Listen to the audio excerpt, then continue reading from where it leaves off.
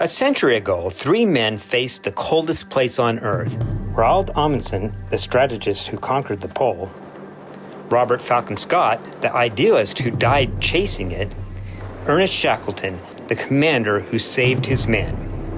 I felt the same wind they faced, the same endless white that tested them all. Each of these men had a different idea of what it meant to be a hero. But who do I think the real hero was? Roald Amundsen was born to the north, a man of precision, planning, and purpose. He learned from the Inuit that dogs were the key to life itself in the polar world. He began his South Pole march with 52 Greenland dogs, and from the start, he knew not all would return. As the team advanced, the loads grew lighter, the rations thinner. Some dogs were killed to feed the men and the survivors.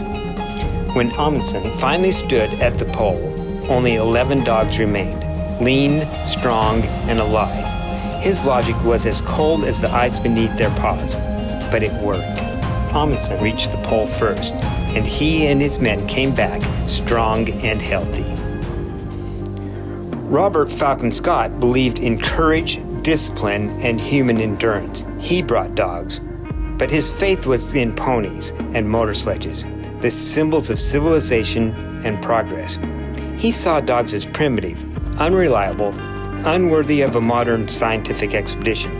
Even when they outperformed the ponies, he held to his plan. He never planned on killing the dogs for food, not out of affection, but because it offended his sense of order and propriety. To him, exploration was a test of men, not animals. But the Antarctic does not bend to ideals. When the ponies perished and the machines fell, his men were left to drag their sledges by hand, starving, frostbitten, dying one by one. In the end, Scott's only hope was for a dog team to rescue him, a rescue that never arrived. He and his companions died just 11 miles from their next depot, noble to the last, undone, not by cowardice, but by faith in the wrong idea of what it meant to be civilized. Sir Ernest Shackleton led not with calculation or pride, but with heart.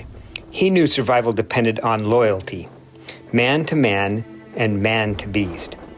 He built kennels for his dogs on the Endurance and kept them close even after the ship was lost.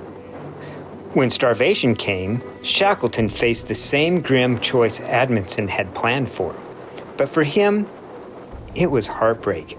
The men wept as they carried out the order to shoot the dogs, knowing there was no other way.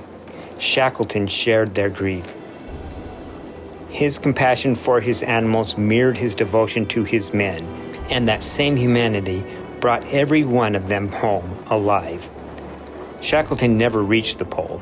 He achieved something greater. He saved them all. So I asked at the beginning, who was the real hero of the heroic age of Antarctic exploration? Was it Amundsen, the strategist who reached the pole first? Scott, the idealist who died trying? Or Shackleton, the commander who saved his men? No, the real heroes never spoke a word. They ran until their paws bled, pulled until they fell, and carried the dream of every man who dared the ice. It wasn't the explorers who conquered Antarctica. It was their dogs.